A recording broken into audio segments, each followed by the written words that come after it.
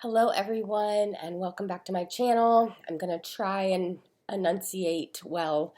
My name is Melanie for those that are new here, and I have been sharing my cancer journey over the last 2 years, and right now I am answering some questions. I opened things up for people to ask questions that they would like discussed on video. So I am doing that. Today's video is a little hard for me because it's a subject that it's just got such a broad, like, everyone's situation is going to be different. But it's been a hard week, so I figured let's just keep with the hard. It has been a hard week. My side effects really kicked my butt this round. It's my fourth and currently final round of the chemo I'm on. I'm really praying they don't put me on more chemo after this, but it is the last round of the current chemo I am on. But if my voice sounds weird and I'm not enunciating well, it's because my mouth sores hurt and it makes it a little hard to talk. And I was going to wait, but I had the energy today, so I figured let's do a video. We're already having a hard week. Let's talk about the hard thing. And it's really not that hard. It's just uncomfortable, I guess, for me to talk about because it's all about money. And everyone's financial situations are different, and I want to be cognizant of that and take that into consideration. But I've actually gotten this question a lot, and figured I would answer it. But for those that are also just to follow, there's really no big update. I had my scans on the 15th, and my follow-up visit with my whole team of oncologists on the 16th to figure out what is going to be the next step in my cancer treatment. Hopefully it will be surgery and go home and finish whatever treatment is needed there, but we will find out. Like I said, it's been a rough week, but I managed to get out of the house today. I put on actual clothes, and it was very life-giving. My heart needed it. My physical, not physically fully back yet. I'm still struggling, but after 3 days in my pajamas and not being really able to do much with my daughter, I was like, we're getting out of the house today. I feel enough energy to get out of the house. So we went to Barnes & Noble, and I just felt like a mom. I didn't feel like a mom with cancer. We went and got a little bit of Starbucks. She got a cake pop. We had Barnes & Noble fun, and we went to Sprouts, and it just felt so normal, and my heart needed that because along with the physical side effects this round, I was also just not doing great in my head. Like, I was just feeling really sorry for myself, and I hate sitting in that place, and I just couldn't get my head out of there. But feeling better today, at least in my head. So I figured, you know what, while we're feeling good, let's just do it. But basically, I have been asked quite often about expenses and costs associated with having cancer. And like I said, it is going to be different for everyone. So I want to be mindful of that. But I'm going to just share my personal experience and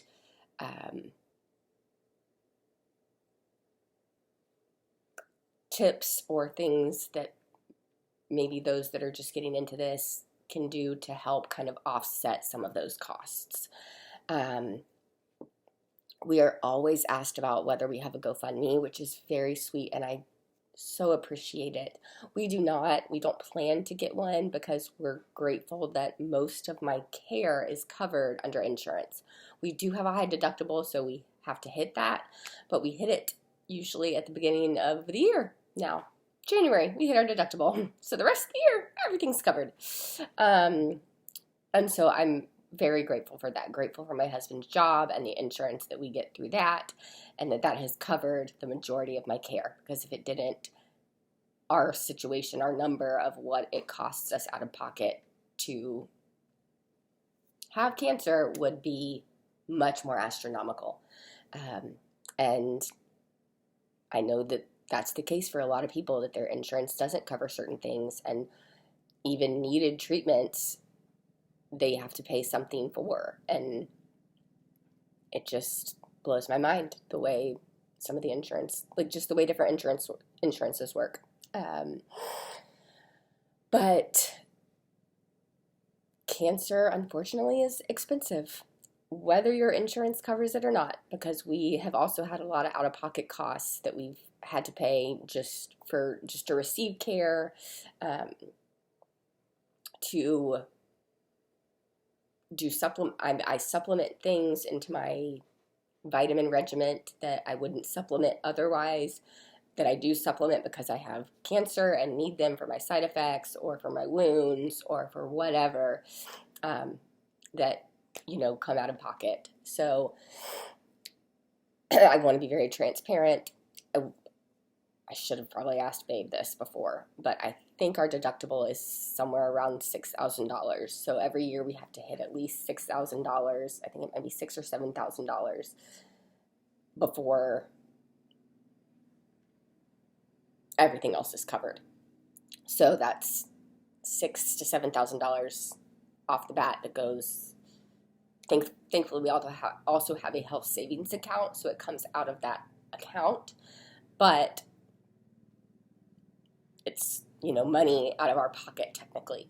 So we have to hit the $6,000 to $7,000 a year, and then everything else has been covered. But we'll get random bills for things that haven't been covered. The insurance didn't approve. So I was doing hyperbaric oxygen treatment, and we thought it was all covered because I had hit my deductible, but there was certain parts of the care that was not covered. So it was like a $225 bill.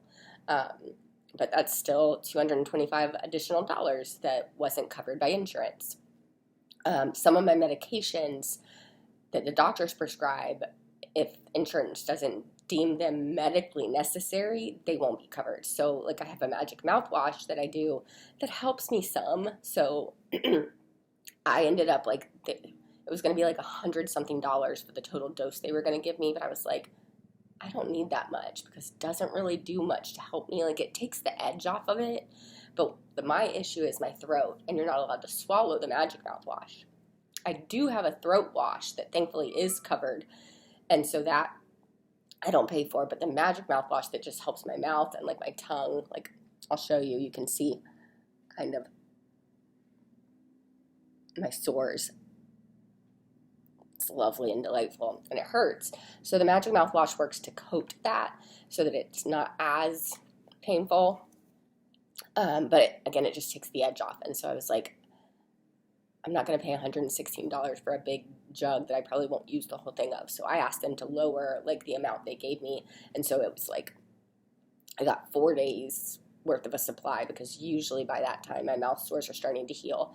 And so I got a 4-day supply, and that was $35. But again, not covered by insurance. So those little things, they add up. Sorry. But that's all just the medical expenses, right? So hopefully most of those expenses will be covered if you have insurance. But there are things outside of that that don't get really thought of at first and don't get talked about that add up, especially for those that have to travel for care. And we are one of those groups of people. So originally my first year was all in Orlando. So it was an hour from where we live. So I was just driving. It was not a big deal. We weren't having to pay to stay anywhere. We lived with my parents for the couple months that I was doing radiation, so that we weren't having to drive back and forth every day. So we lived in Orlando with my parents, for free. But if someone wasn't from Orlando and had to be in Orlando or had to be somewhere, you're paying to rent an Airbnb, and that is what we have had to do now that my care is being done here in Houston. So we have now been in Houston for 3 months, and so far our total Airbnb bill is over $14,000, and we are probably going to have to extend. So probably by the time we are done here, just this time, we will have paid over $15,000 out of pocket to stay at our Airbnb. Thankfully, I am beyond grateful that my parents are here with us, and they are currently covering the cost, like they're paying for the Airbnb.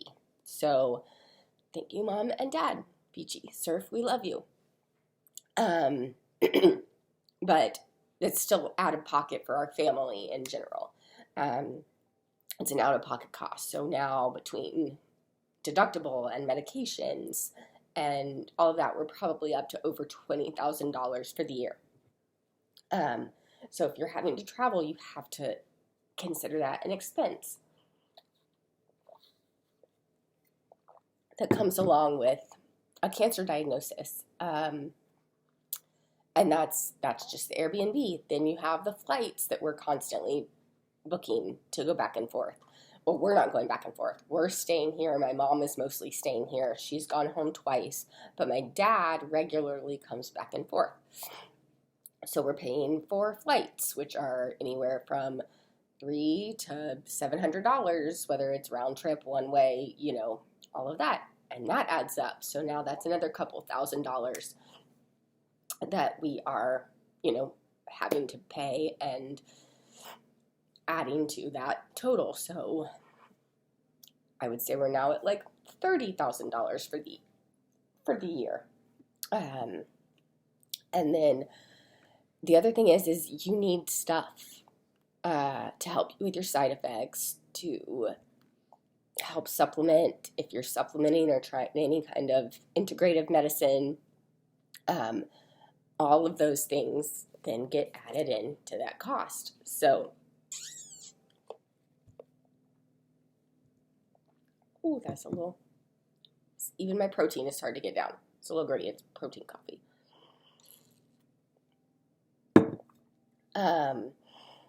So all of those, like this ice machine, I got that because ice helps the mouth sores not get as bad. You're supposed to chew ice all through chemo.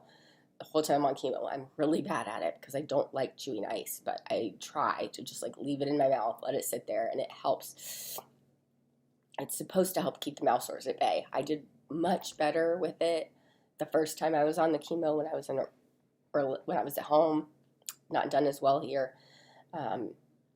And I paid the price for it. But, I bought the crunchy ice machine, the nugget ice machine, so I'm not just sitting there with big ice cubes in my mouth. $100-something. I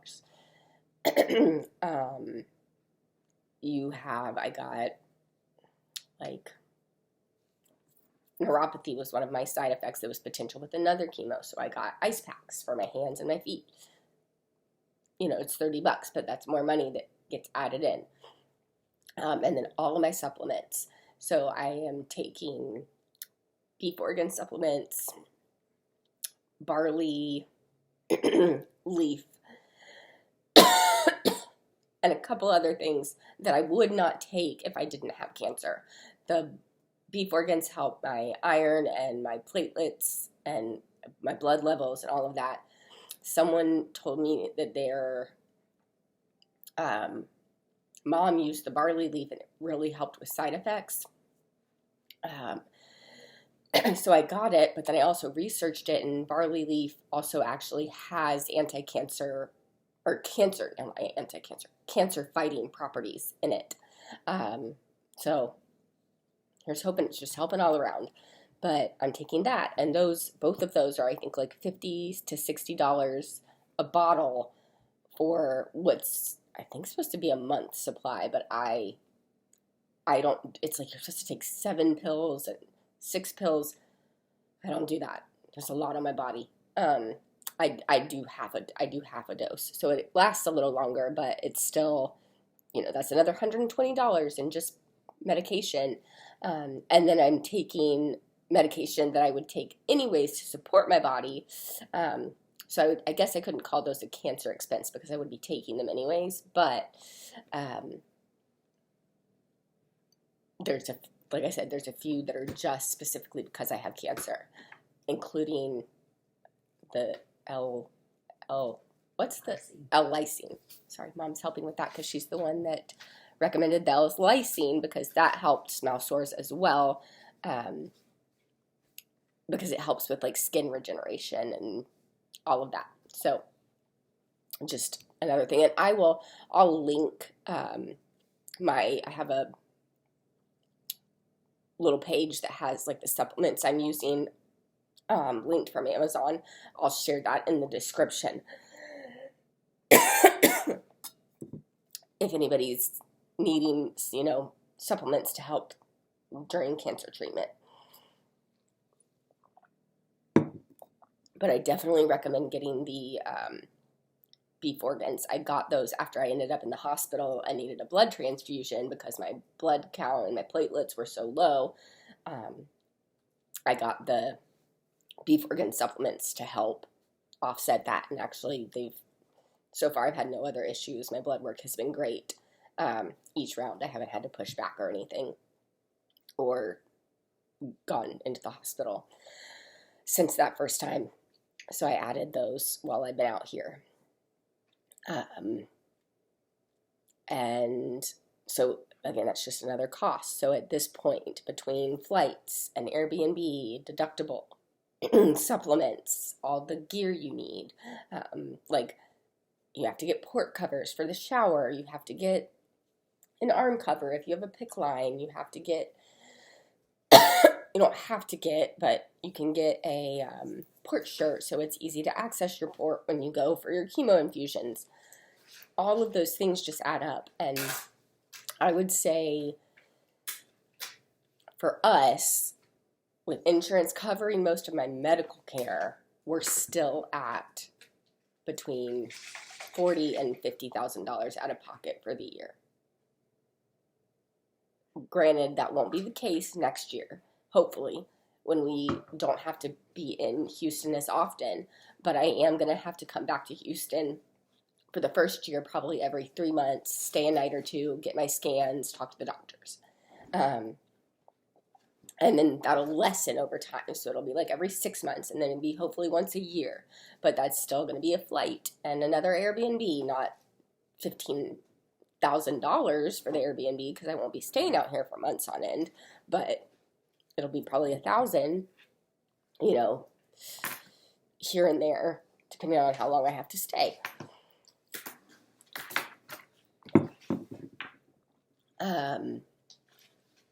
So what do you do to help offset those costs? Because nobody wants to pay for a disease. Like, you don't want to be paying for a disease. It freaking sucks, but you do it because you have to. And, I know I may get people saying, well, what about people that go the natural route? That's way more expensive because all of that cost is out of pocket. And that's a whole nother, Mom says, excuse me. That's a whole nother topic for another time because I am going to do a video on integrative, holistic versus traditional care.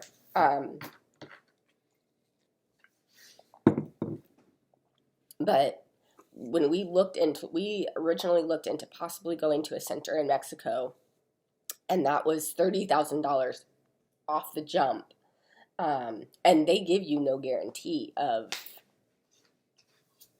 not that anybody can give you a guarantee, but it's $30,000 up front, out of pocket for 2 weeks, 2 or 3 weeks.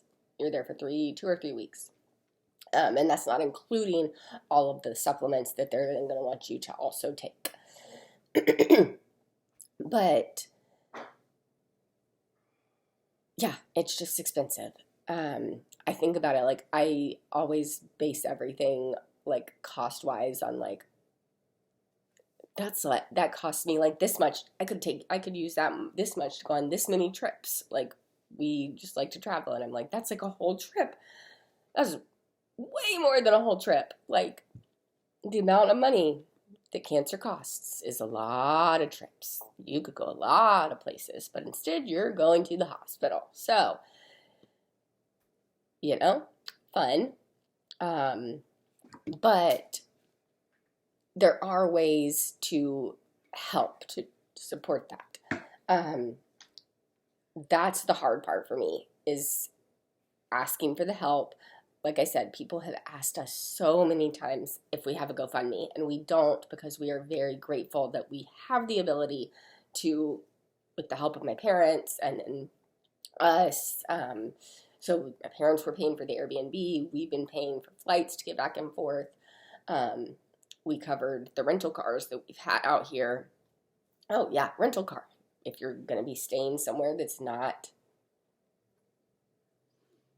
your home location, you may have to get a rental car, and that adds costs. I think that was like my brother-in-law just drove our second car out here, so we don't have to pay for a rental car anymore. Babe drove our actual car out here with my mom, so that we would have our car and could bring stuff out here. But we rented a second car because I need a car to get to and from the hospital, and then whoever has the baby needs a car to be able to take her places. And so I think by the time we returned it, we've spent over $4,000 on the rental car. It all just adds up. But you can do many things, even if you're not comfortable setting up a GoFundMe page like us. It's just not something we're comfortable with, because we're grateful to have the ability to be able to cover these costs. Even just asking for help is hard, and people want to help you. So our community, our village, they set up a fundraiser for us, and that's helped. We've used some of that money from there. Mom's looking at me like, who set up a fundraiser?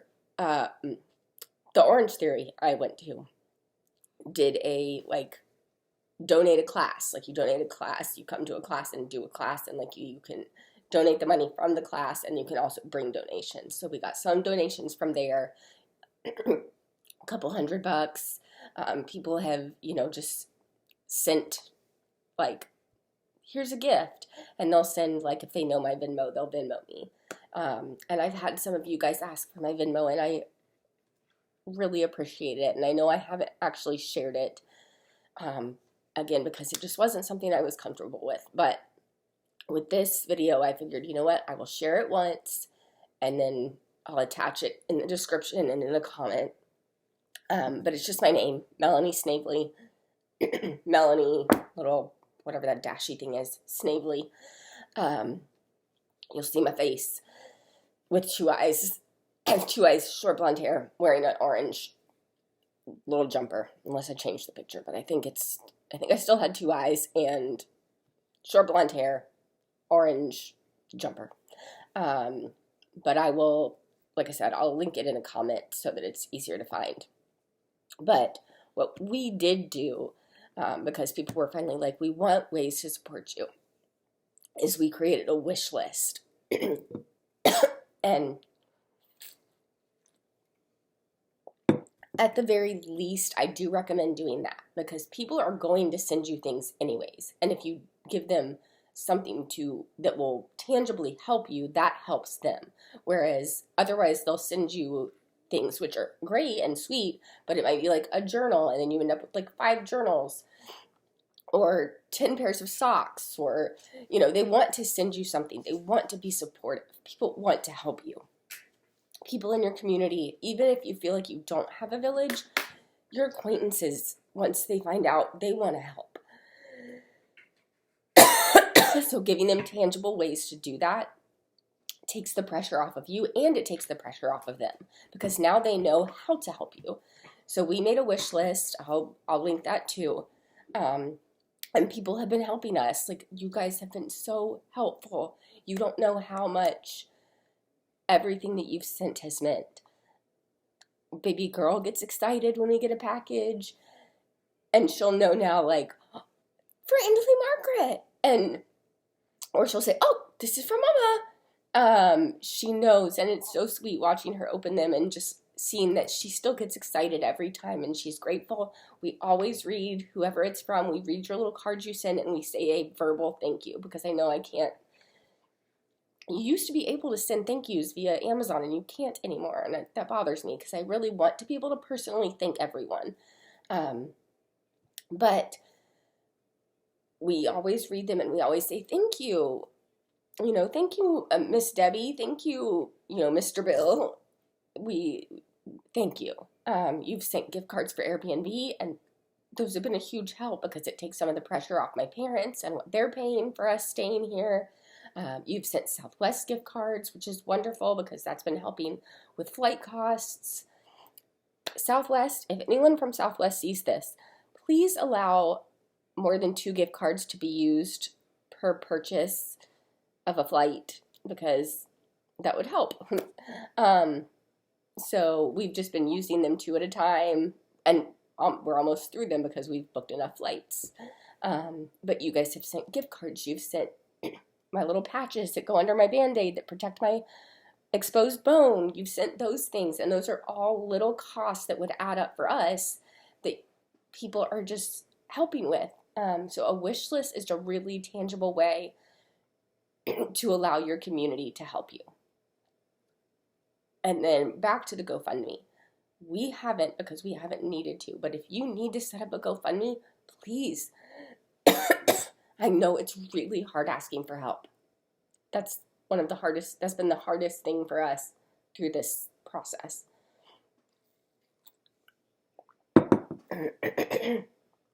But if you need to set up a GoFundMe and open it up, share it on Facebook, let people know about it because people want to help. And GoFundMe is a great way for people to be able to do that. So, like me, I don't really make much money right now. I had to quit my job. I make a little bit online, but I have said that I want to give my 10% away. Like, I know that that's like a Christian number that's supposed to be a tithe, but we don't have a home church right now because we haven't been home, and we need to find a home church. But I choose to spend my 10% elsewhere, meaning people I have met through this online community, through the cancer community. Every month I pick 1 or 2, personal families that I don't know. I don't know these people personally other than their story that they share online. But I'll pick 2, 1 or 2 GoFundMes, and I will spread, give my 10% there that way. Or if someone has like a fundraising campaign, there's a little girl I follow named Brielle, and they had a campaign where if you bought a sweatshirt, all the proceeds were going directly to her and her family. So I bought the sweatshirts, and so it's just like little things like that. You could do a fundraiser like that. You could make shirts. Someone had reached out to us about doing that, and I just didn't. My brain couldn't figure out what to make a shirt. I didn't want a shirt I don't know. I couldn't do the shirt thing. But we had somebody reach out offering to make the shirts for us and then sell them, and whatever costs would be a fundraiser. So you can do a fundraiser like that if you're not comfortable with a GoFundMe. But there are ways to open yourself up to allow people to help. And I know it can be hard, but you've been thrust into a situation that you didn't ask for, that people's hearts are wanting to support you. So if you can give them tangible ways to do that, that helps everyone. It helps you and it helps them because, like I said, they're going to want to help anyways. Maybe they'll send a meal. You can start a meal train. That helps as well. I have a friend back home who has organized a meal train for us here, and 2 to 3 nights a week, we will get a meal delivered from someone, and that helps because it helps not only offset cost of meals while we're out here, but it also helps not have to cook every night and just knowing that dinner's coming and not having to think about it. It's so helpful, and it's a sweet way to that's our village. Those are our people. We know the people that are sending those gifts and those meals, so I can reach out and personally say, thank you so much for dinner. I always send them a picture of baby girl eating her whatever it is we're eating, and just say she loves it so much and we thank you for our dinner. And it's, again, that's just another tangible way to allow people to help you offset the costs of cancer life. And I hope I did this well. Like I said, I don't know if talking about money is hard for me because everyone's situation is different. So please just have compassion for each other. Know that somebody going through cancer or a medical diagnosis, yeah, their life is, they're paying for things they don't want to pay for. Nobody wants to pay for being sick. But we do it because we want to be here, and we fight, and we do what has to be done. So I hope I answered all of that well. If you have any other questions, feel free to ask in the comments, and I will do my best to answer them as best as possible.